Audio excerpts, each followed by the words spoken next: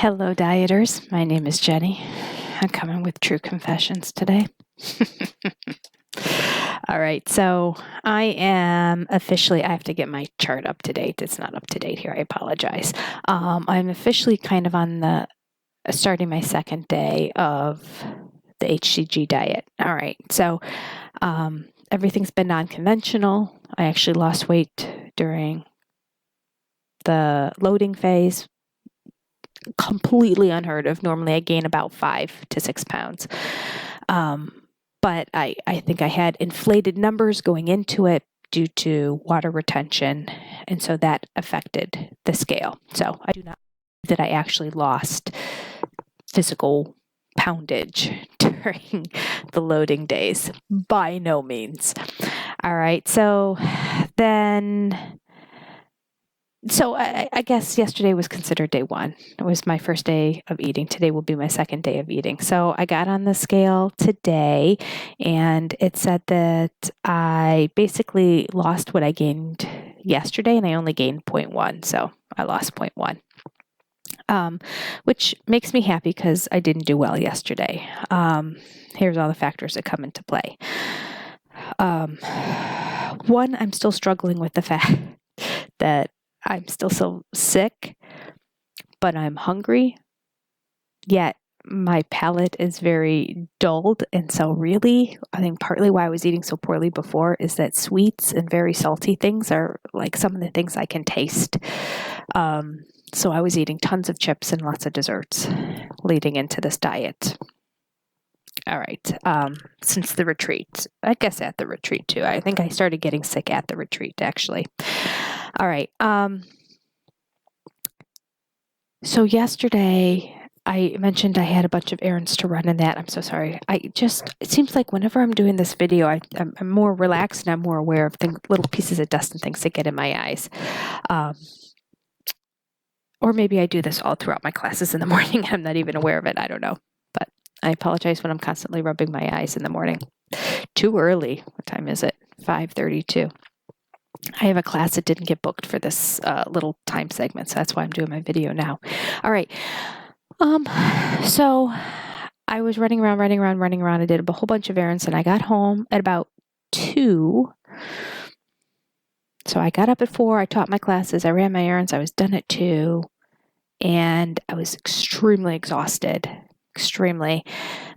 From the cold and, just from getting up so early. And I normally take an hour nap, power nap during the day anyway, every day. I should have just taken a nap, but I just thought, it'd be nice to just have a bite to eat first. I think I'll sleep more soundly on a full belly.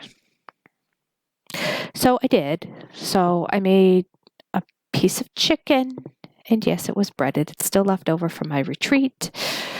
But I thought, okay, well, I'm kind of easing into this. I'll eventually get to just my plain old fish with my plain old vegetables. But I had 3 or 4 pieces of this chicken left. So I thought for the first 3 days of the diet, I'm just going to eat this chicken, cut it up, and then cover it in lettuce because I have a ton of leftover salad from the retreat instead of doing the vegetables. So, and I have a lot of vegetables left over too, but they cook them in a lot of butter. So I'm on the fence on whether I'm going to eat those on this diet or not. But I got a bunch of mixed vegetables that were cooked that are frozen right now. I don't know. So, okay. I ate the chicken. I had the lettuce. I took a nap. I got up and I wanted to eat again. Now we're dealing with Tom again too.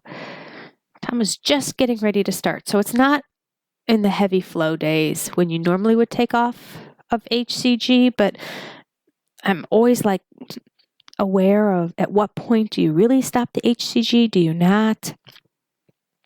I had taken the drops in the morning. I hadn't taken them later on. I decided that I would have another piece of chicken with a plate full of lettuce. So I did.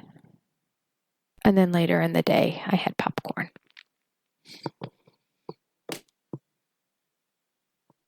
A lot of food on a normal day if you're not on HCG.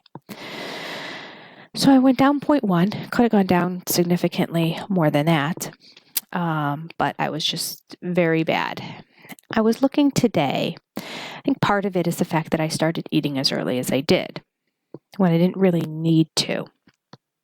And I do better just doing one meal a day on HCG because once I start eating, I want to keep eating. So I was researching that and trying to find things. I wasn't finding much online, and basically everything kept pointing to a binging disorder and a binge eating disorder. Although when I research it and I look more into it and the signs and symptoms of it, the behavioral symptoms I can identify with all of them, which are inability to stop eating and control what you're eating. To just stop in the middle of eating and saying, "Yeah, I'm full. I'm not going to eat anymore." I can't do that. Rapidly eating large amounts of food. I've been known to do that. You should see how much popcorn I put down last night. Eating even when you're full. Yeah, check. Done that because it tastes good. I enjoy the taste in my mouth. Hiding or stockpiling food to eat later in secret. Okay, I've done that. I don't want the boys to eat something that I really love. I'll hide it. Eating normally around others, but then gorging when you're alone. Yeah, I don't know. I mean, yes, I guess, but not pathologically. I don't like really restrict in front of other people. I eat normal in front of other people. And then when I'm home, if I feel like I'm hungry again, I will eat another normal or possibly binge. But yeah, typically don't binge in front of other people, but I have been known to do it in front of family members, my immediate family. Eating continuously throughout the day with no planned meal times. Okay, that happens when I'm really not focusing at all on my food. Then I go into the emotional symptoms and I just don't identify with them. I understand that, I always say there's some sort of emotional component going on. I can't identify, feeling stress or tension. I mean, no more than everybody else in the world has. I don't really have that much stress and tension. Embarrassment over how much you're eating. Well, I guess slightly, but if I was terribly embarrassed, would I be getting on YouTube and posting in my true confessions? No. So I guess I'm dealing with it, right? Feeling numb while binging, I guess. I don't know if it's numb as much because I truly am enjoying it. It's not like it's really mindless and I don't like this at all, but I'm just doing it. I'm like, this tastes really good. Oh, wow. I'm enjoying this. I mean, so I do derive pleasure from it. Feeling guilty, disgusted, or depressed after overeating. Yes, okay. I mean, who would not identify with that? But yeah, okay. Depression to control weight and eating habits. All right, I don't believe I'm in any kind of depression because of it. Does it make me sad? Yes. Am I disappointed in myself? Yes. But life goes on. I don't slip into a depression because of it. I will say that I am a much more positive and happy person when I'm lighter. So I think in general, carrying the extra weight around puts me in more of a depressed funk, if you will. And when my body feels lighter and I feel good about myself and I feel like I look good in my clothes, that converts to that energy that I receive converts to positivity as well. So I think that goes hand in hand. So then I was reading causes and effects, the psychological, biological, social, and I just really could not find something I identified that much with. So let me scroll down here. There was one thing I wanted to point out, and it was tip number 3. So there's like 5 tips, and I was just like, whatever. I mean, they were either just the obvious things and all that, and I didn't really identify and relate to them about the, identifying the emotional component, blah, blah, blah, blah, blah. I don't want to undermine people who have serious emotional components I can't find that for myself. Therapist could dig it out for me, but I can't find it. But tip number 3 was take back control of cravings. And I found this one interesting. Sometimes it feels like the urge to binge hits without warning, but even when you're in the grip of a seemingly overpowering and uncontrollable urge, there are things that you can do to help yourself stay in control. The first one is accept the urge and ride it out instead of trying to fight it. And that just spoke to me when I read that. So I liked all 4 of the points. That was the first one. The second one is distract yourself, do something else. And that does work. If I can get on my computer and do some work in that, I can find myself at the point of like, oh, okay, that time went by. Talk to someone, that falls under distracting yourself. I mean, I think what they want to do is talk to somebody about what you're experiencing and all that. But I think drawing attention to it for me is not really a good thing. Talking about it just makes me want to eat even more. But talking to somebody, FaceTiming my daughters, or chatting with somebody on the phone or whatever, talking to somebody in the house if there's somebody around. And the last one is delay, delay, delay. And that, I think delay falls under, kind of matches with the first one, which is accept the urge and write it out instead of trying to fight it. So this is what they say under accept the urge and write it out instead of trying to fight it. This is known as urge surfing. Never heard that before. Think of the urge to binge as an ocean wave that will soon crest, break, and dissipate.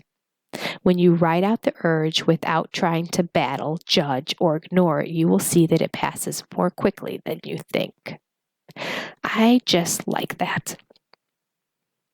And I'm going to use that image the next time that I just feel like I want to keep eating, and I'm going to use the image of a wave crashing and just know that my wave is just getting bigger right now, but soon it's going to crash, dissipate, and then this too shall pass.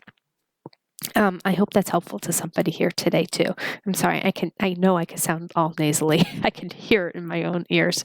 I hope that when you are in that moment of, I just have to have something to eat, not necessarily because I'm hungry, but because I really want to have something to eat, which is what the situation always is with me, that this wave imagery will help. Let me read the very last one that says delay, delay, delay too. Even if you're unsure if you're able to fight the urge to binge, make an effort to delay it. Try to hold off for 1 minute. And if you succeed, try to stretch that out to 5 minutes. If you delay long enough, you may be able to avoid the binge. So that's nice, just because they're saying, rather than saying, I can't, no, I can't eat anymore today. I've had my fill. I can't eat till tomorrow.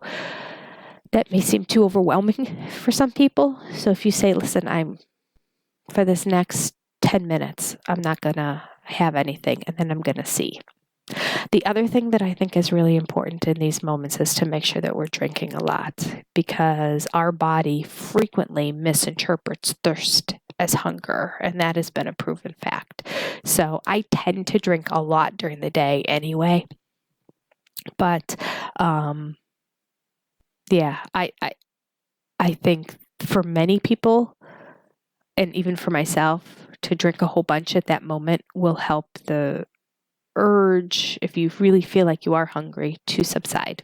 So hopefully those are little tips that'll help you along the way. We'll see how everything goes tomorrow. Ideally, you shouldn't start this with Tom, but that's another issue. I'm sure it's going to come up in the next couple of days, as my weight will probably just do its own funky things. But here we go. I'm on the ride. My goal today is to be better. To be better than yesterday. I finished off the popcorn, so that's not a possibility. But there's no way I'm going to have...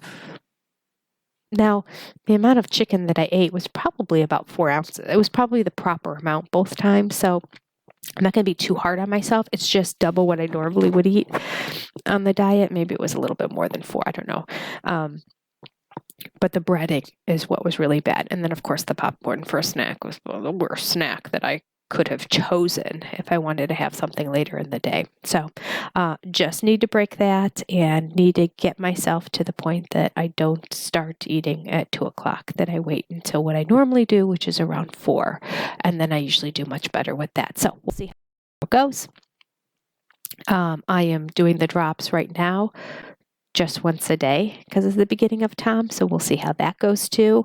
I'm going to try to monitor my body, but I think probably what would have helped me yesterday is if I would have taken that second dose in the evening. That's what I should have done, and I bet I would have stopped eating. There you go.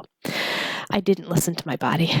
I just was impulsive, coming off of a couple weeks of impulsive eating, just finding it hard to get back into the swing of things. But today will be a better day, won't it? Yes, for all of us.